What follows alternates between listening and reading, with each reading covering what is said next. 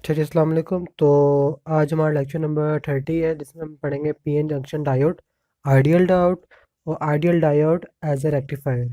सबसे पहले PN junction जो था हमारे लेक्चर नंबर 29 में फुल टू फुल समझा चुका हूँ कि वो उसमें कैसे हम पीएन जंक्शन क्रिएट करते हैं, सेमीकंडक्टर क्या होता है, ठीक है ना, फॉरवर्ड बायसिंग क्या होती है और रिवर्स बायसिंग क्या होती है। लेक्चर नंबर 30 में दोबारा से हमारे पास यहाँ पर आया हुआ है फॉरवर्ड बायसिंग, रिवर्स बायसिंग आई हुई है सबसे पहले।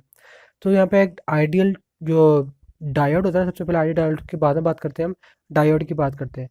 डायोड का जो सिंबल होता है ना हमारे पास, ये होता है सिंबल, ये वाला जो पिक्चर आपको नजर आ रही है, ये वाली, ये हमारे पास है आइडियल ओ सॉरी, आइडियल बार बार कह रहा हूँ मैं।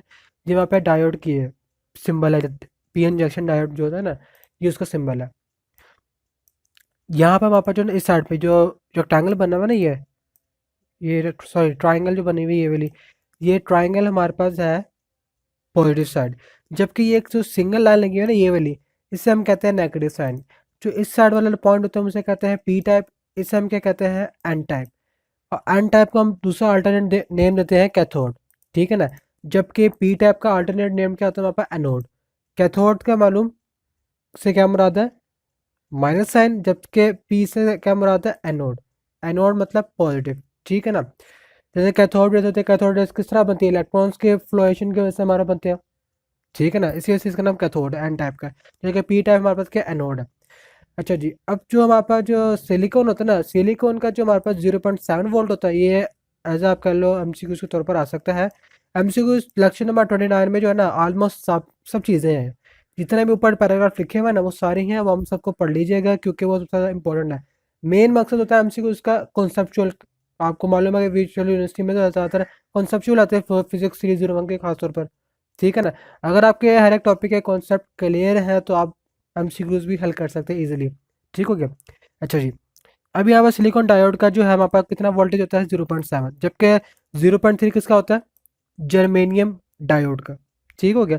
अच्छा जी, अब फॉरवर्ड बायसिंग क्या था, फॉरवर्ड बायसिंग मैं आपको दोबारा बता देता हूँ। अगर हम पॉजिटिव को पॉजिटिव के साथ जोड़ें, यानी कि पॉजिटिव टर्मिनल को किसके साथ जोड़ें, पॉजिटिव डायोड के साथ, यानी कि पी टाइप के साथ, और नेगेटिव टर्मिनल को किसके साथ जोड़ें हम, नेग एन टाइप के साथ, ठीक है ना।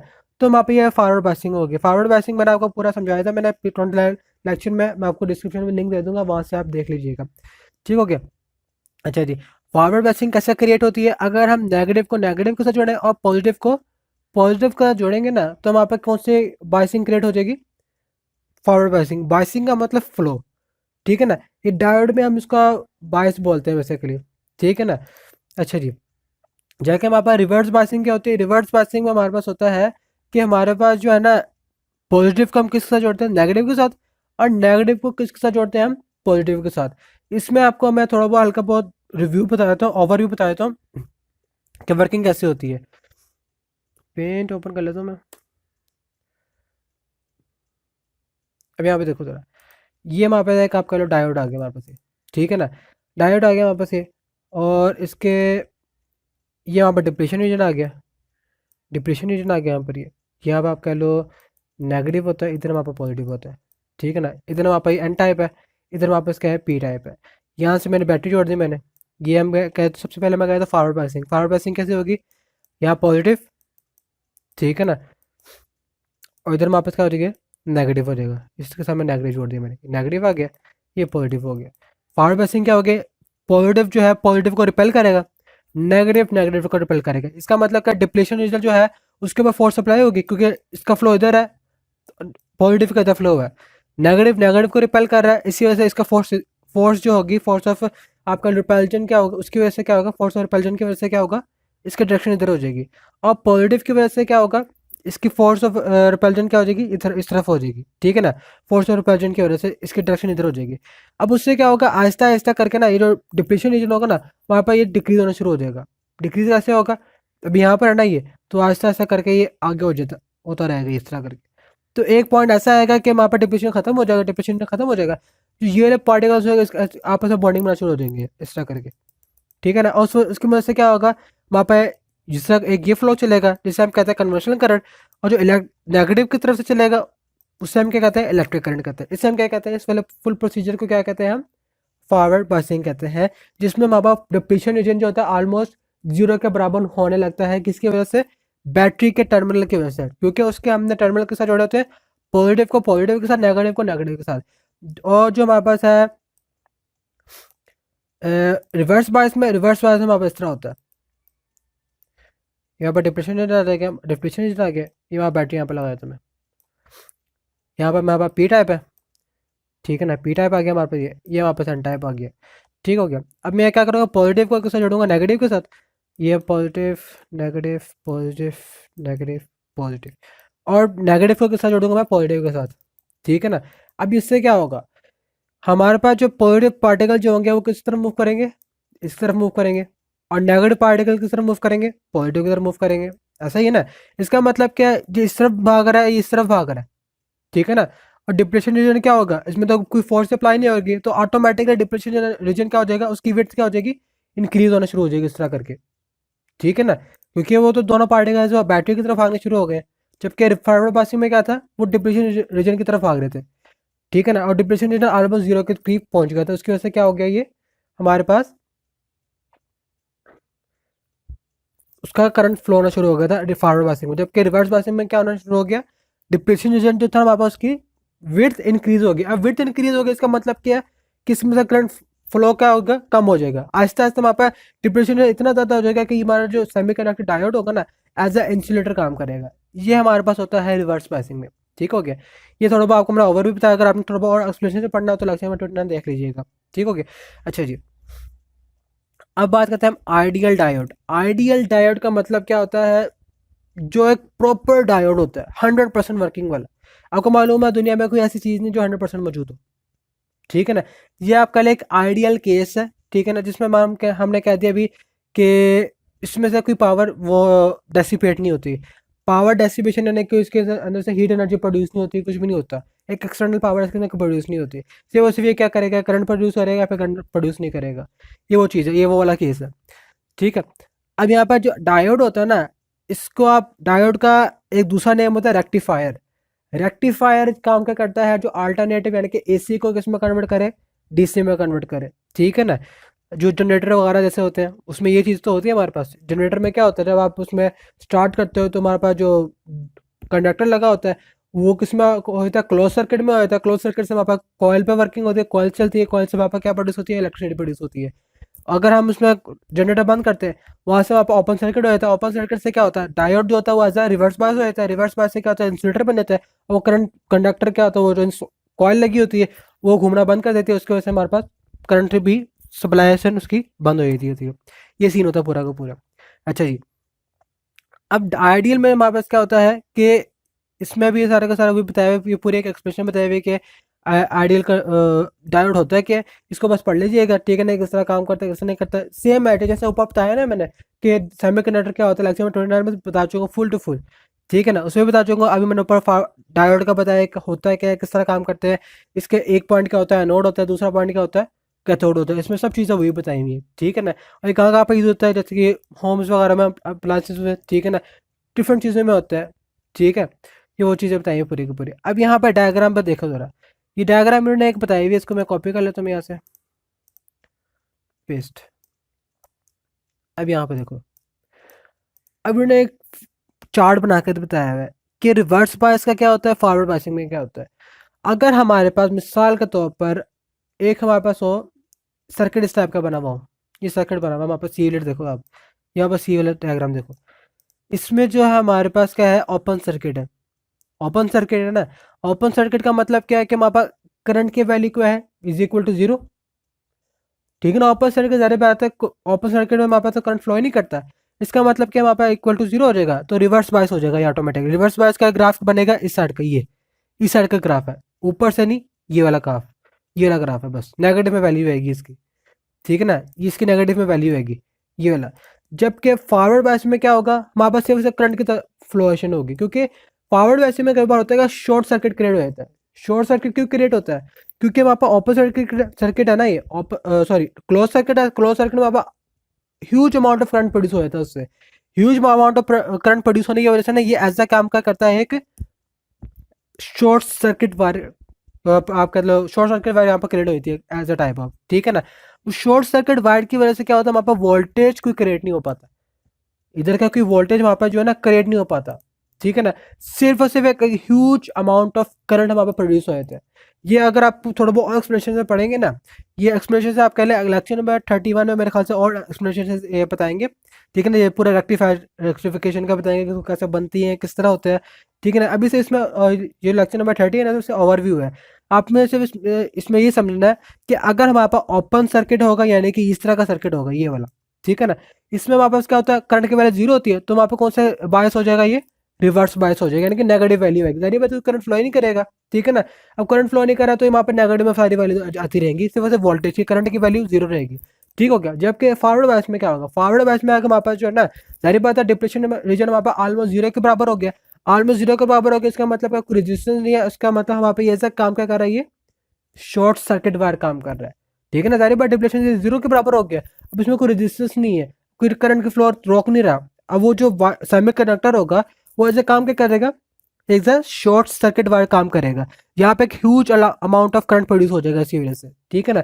उसी वजह से वहाँ पे यहाँ पर वोल्टेज नहीं होगा, सिर्फ और सिर्फ करंट की तादाद ज़्यादा होगी, ठीक है ना, कॉन्स्टेंट वे में। अच्छा जी, अब हमारे पास जो ये पूरा का पूरा वही लिखा हुआ है कि हमारे पास जो रेक्टिफायर सर्किट है, रेक्टिफायर सर्किट का मतलब क्या, जो डायोड सर्किट बना हुआ है उसमें वहाँ पे कनेक्शन बना हुआ है डायोड का ए, यानी कि ए का मतलब क्या है, जो डायोड है वो रेक्टिव करंट है, डी फॉर डायोड है, आर फॉर रेजिस्टेंस है, ठीक है ना। वहाँ पर इनपुट वोल्टेज क्या, वहाँ पर साइनोसॉइडल वेव है। साइनोसॉइडल वेव क्या होती है, ये वाली वेव होती है, ये वाली, ठीक है ना। ये इसके नीचे वाले जो ये ऊपर डायग्राम थे ना, हमने ऊपर डायग्राम देखे ना, अभी ऊपर डायग्राम में सब कुछ चीज़ें वही बताई है जो मैंने आपको बताया कि वहाँ पर इसकी जो करेक्टर्स है, जो रिवर्स पासिंग होती है, रिवर्स डायरेक्शन होती है, रिवर्स डायरेक्शन में मतलब रिवर्स वाइस हो जाएगा। उसके बाद जो है कोई नेगेटिव वैल्यू वोल्टेज हो जाएगा इसका, सारी बात रिवर्स वाइस में क्या होगा, नेगेटिव वोल्टेज हो जाएगा। उसके बाद नो करंट फ्लो होगा उसकी वजह से, ठीक है ना। जबकि वहाँ पर अगर हमारे पास जो इससे हम क्या कहते हैं, रिवर्स बायस से कहते हैं, उन्होंने खुद भी यहाँ बता दिए, देख लो, ठीक है ना, कि diode are operate in the mode are set to be reverse bias. अब ideal diode has zero current when operate in the reverse direction and is set to be cut off. इसका मतलब क्या है कि वहाँ पर जो है ना, रिवर्स बायसिंग रिवर्स डायरेक्शन का मतलब क्या है कि वहाँ पर जो करंट ऑलमोस्ट जीरो है, तो हम ऐसा कर सकते हैं कि वो ऐसा कोई है ही नहीं वहाँ पर लगा हुआ, ठीक है ना, कोई वहाँ पर करंट ही मौजूद नहीं है, ठीक हो गया। जबकि on the other hand if positive voltage is applied to the ideal diode, zero voltage drop appears across the diode. इसका मतलब क्यों, इसका मतलब क्या है कि वहाँ पर वोल्टेज ड्रॉप जीरो है। क्यों जीरो है, क्योंकि जो डायोड है ना फॉरवर्ड बायसिंग में as a in ideal diode की बात करूँ मैं, ये बात करूँ मैं आइडियल डायोड की बात नहीं कर रहा मैं, आइडियल डायोड के केस की बात करूँ मैं। अगर हमारे पास आइडियल डायोड के केस में फॉरवर्ड बायसिंग हो तो वो एज अ शॉर्ट सर्किट बन जाएगा वो, ठीक है ना। और रिवर्स बायसिंग में क्या होगा, जीरो करंट, जीरो वोल्टेज, कुछ भी नहीं होगा, ठीक है ना। और फॉरवर्ड बायस में क्या होगा, आइडियल केस में हमारे पास जो करंट की अमाउंट होगी वो इतनी ज़्यादा होगी कि वो as a short circuit create कर देगा, ठीक है ना। और हमारा वोल्टेज ड्रॉप क्या होगा, जीरो होगा। ये बहुत इंपॉर्टेंट बात है आइडियल केस में, ठीक हो गया। और यहाँ पे cross the diode in other word ideal diode behave as a short circuit.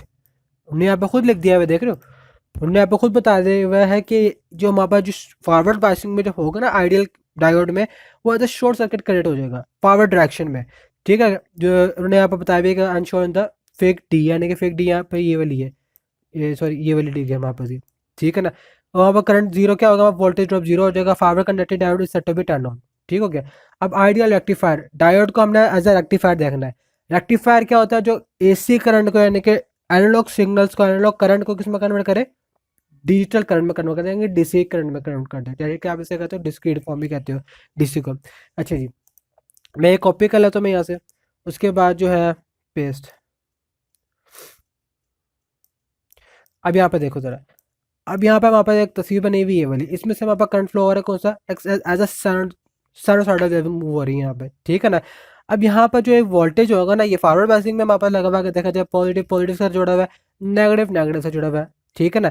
तो इसका मतलब कि फॉरवर्ड बायसिंग है, ये फॉरवर्ड बायसिंग है। अब वहाँ पे कौन सा डायोड है, आइडियल डायोड है। आइडियल डायोड में हमारा फॉरवर्ड बायसिंग क्या होती है, as a short circuit wire, as a short circuit हो जाता है ना वहाँ पर फॉरवर्ड बायसिंग में। इसका मतलब क्या, ये एज यहाँ पर शॉर्ट सर्किट क्रिएट कर रहा है, जिसमें हमारे पास वोल्टेज ड्रॉप क्या होता है, ऑलमोस्ट जीरो के बराबर होता है, ऐसा ही है ना, ऑलमोस्ट जीरो के बराबर होता है। और करंट की तादाद क्या होती है, हाईली होती है, काफ़ी ज़्यादा होती है, इसी वजह से हम इसे क्या कहते हैं, शॉर्ट सर्किट कहते हैं। ये वहाँ पे एक ये केस है, और एक वहाँ पे ओपन सर्किट वाला केस है, जिसमें हमारे पास वोल्टेज कुछ भी नहीं है, ठीक है ना, करंट की तादाद भी क्या वहाँ पर जीरो मौजूद है, ठीक हो गया। अब यहाँ पर जो है ना कन्वर्टिंग कैसे हो रही है, ये मेरे ख्याल लेक्चर नंबर 31 पे होगा, जिसमें हम ये इसको कन्वर्ट करेंगे एनालॉग और डिजिटल में। यहाँ पर मैंने बताया हुआ है कि ये वाला जो हिस्सा है ना नेगेटिव नेगेटिव वाला हिस्सा, ये जो हिस्सा ना ये वाला, यहाँ पर नेगेटिव का, यानी कि नेगेटिव का मतलब कि यहाँ पर नेगेटिव सारी वैल्यूज है नीचे वाले हिस्से में, ये वाला हिस्सा, ठीक है ना। जबकि जो ऊपर वाला हिस्सा हमारे पास, ये कौन सा हिस्सा है, ये पॉजिटिव का। इसका मतलब क्या है, सिर्फ और सिर्फ पॉजिटिव में जो डीसी करंट होता है ना, वो हमेशा पॉजिटिव में रहता है, या जीरो होगा तो वन होगा। ये आपने ध्यान रखना है एनालॉग सिग्नल और डिजिटल सिग्नल में। एक डिजिटल करंट और एनालॉग करंट में फ़र्क क्या होता है, ये आपको बताया तो मैं यहाँ पर मैं ऐसा करता हूँ, ये यहाँ पर x y axis x axis आ गया वहाँ पर, ये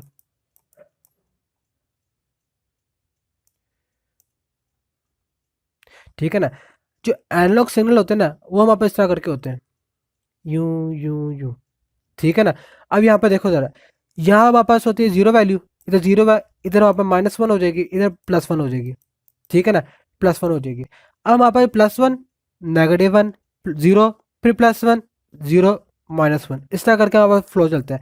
जबकि हमारे पास जो डीसी करंट होता है ना, डीसी करंट में क्या होता है, हमारे पास इधर जीरो, इधर वन, या तो उसकी वैल्यू क्या होगी, जीरो होगी, या तो उसकी वन होगी वैल्यू, इस तरह करके बनता है वो, ठीक है ना। उसकी नेगेटिव वैल्यू होती ही नहीं है इधर, नेगेटिव वैल्यू हमारे पास होती ही नहीं है, सिर्फ और सिर्फ पॉजिटिव वैल्यूज होती हैं, सिर्फ और सिर्फ या तो जीरो की वैल्यू हो तो, या फिर वन होगी, ठीक है ना। एज अ बाइनरी डिजिट, अगर आपने आपको थोड़ा बहुत कंप्यूटर मालूम होगी ना, तो बाइनरी नंबर क्या होते हैं, जीरो तो वन होते हैं ना, जीरो या होगी या तो वैल्यू यहाँ पे वन होगी।